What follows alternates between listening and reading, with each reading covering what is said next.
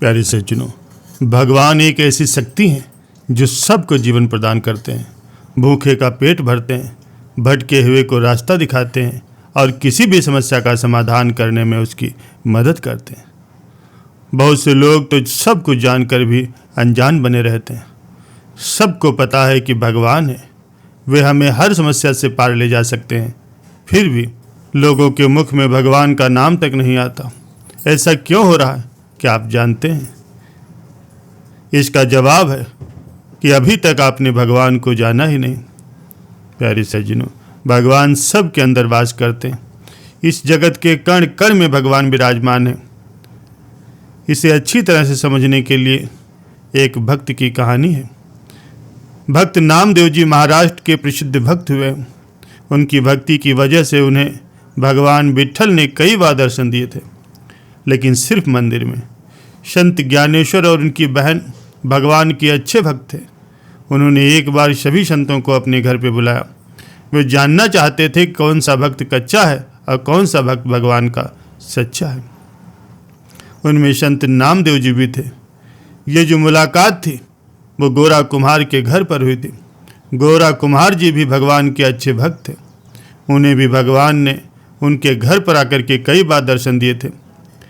इस लेवल की उनकी भक्ति थी।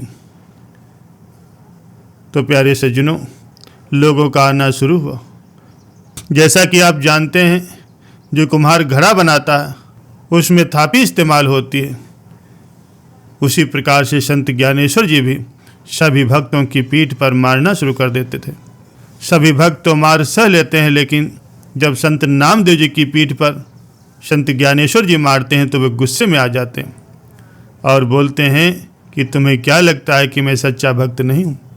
तो ज्ञानेश्वर जी अपनी बहन से पूछते हैं कि बोलो बहना, ये नामदेव जी कैसे भक्त हैं? तो उनकी बहन कहती है कि बाकी सभी तो पक्के संत हैं, लेकिन नामदेव जी अभी थोड़े कच्चे हैं। ये सुन करके संत नामदेव जी रोते रोते सीधे पंढरपुर भगवान को मिलने के लिए जाते हैं। हर बार की तरह भगवान विट्ठल भक्त नामदेव जी को दर्शन देते हैं। तो नामदेव जी भगवान से पूछने लगे कि भगवान, क्या मैं सच्चा भक्त नहीं हूँ? तो भगवान कहने लगे कि तुम्हारी भक्ति अभी कच्ची है। तो नामदेव जी ने भगवान विट्ठल से कहा कि प्रभु, हमारी भक्ति कब पकेगी? तो भगवान ने नामदेव जी से कहा, जब तुम्हारे जीवन में कोई गुरु आएगा तो तुम सबसे पहले एक गुरु बनाओ। तो संत नामदेव जी ने भगवान से पूछा, प्रभु आप ही बताओ कि मेरे लिए अच्छा गुरु कहाँ मिलेगा? तो भगवान ने कहा, सामने ही जंगल में एक संत है जिनका नाम है खेचरदास जी, उन्हें तुम अपना गुरु बना लो। नामदेव जी वहाँ से विट्ठल विट्ठल का नाम जपते हुए उस जंगल में जा पहुँचे जहाँ भगवान शिव जी का एक छोटा सा मंदिर था। वहाँ खेचरदास जी भगवान शिव की पिंड पर पैर रख कर के आराम कर रहे थे। नामदेव जी ने उन्हें देखकर सोचा कि ये खेचरदास नहीं हो सकते, क्योंकि कोई भी गुरु भगवान पर पैर रख करके नहीं सोएगा। ये सोचकर जैसे ही वहाँ से आगे निकलने लगे, तभी खेचरदास जी ने आवाज़ लगाई, अरे नामदेव, यहाँ आओ। अब नामदेव जी सोच में पड़ गए कि इनको मेरा नाम कैसे पता। वे खेचरदास जी के पास आए, उनसे पूछने लगे कि महाराज, आपको मेरा नाम कैसे पता चला? तभी खेचरदास जी उससे कहते हैं, अरे बेटा, तुम्हें कौन नहीं जानता, आपको भगवान विट्ठल जी ने भेजा है ना। ये सुन करके नामदेव जी फिर से दंग रह गए। उनको लगा कि ये कोई सामान्य व्यक्ति नहीं हो सकते। उन्होंने हाथ जोड़कर खेचरदास जी से पूछा, प्रभु आप तो सब कुछ जानते हैं, आप बड़े ज्ञानी हैं, भक्त हैं, फिर आप शिवलिंग पर पैर रख करके क्यों सो रहे हो? भगवान के ऊपर आपने पाँव रखा, ये तो अपराध है। तब संत खेचरदास जी ने कहा, ठीक है, चलो, जहाँ शिव जी नहीं है वहाँ मेरा पैर उठा करके रख दो। मैं तो बूढ़ा हो गया हूँ, जरा तुम मेरी मदद कर दो।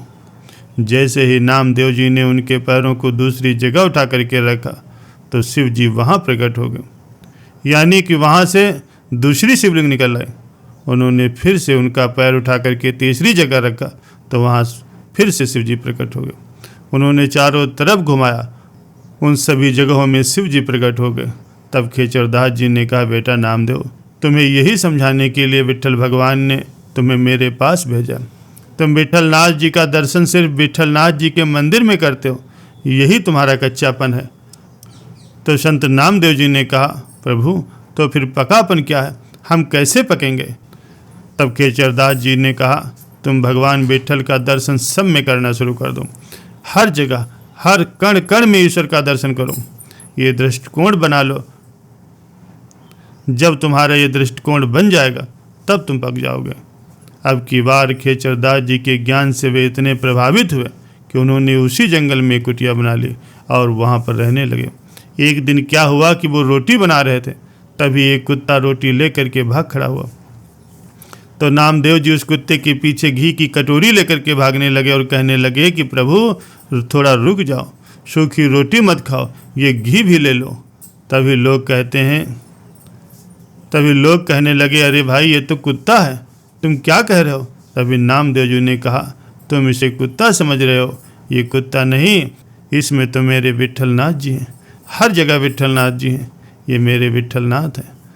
और जब इस भाव से विट्ठलनाथ जी को पुकारा गया तब उसी कुत्ते से भगवान विट्ठलनाथ जी प्रकट हो गए और उन्हें गले लगा करके कहने लगे कि नामदेव अब तुम पूरी तरह से पक गए हो।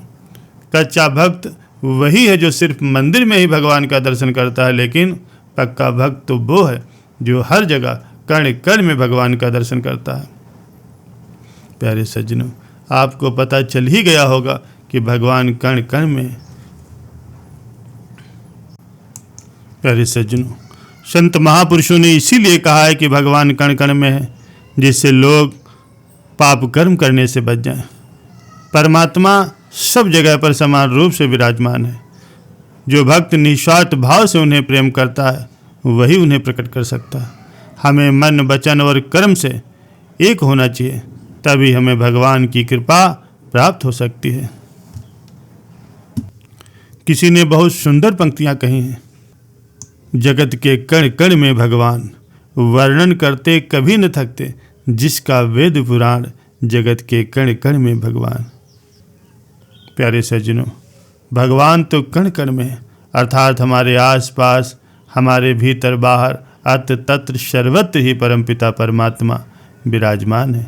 चारों तरफ सब उन्हीं की ही लीला है। जो ये समझ जाता है उसी को भगवान की कृपा प्राप्त होती है।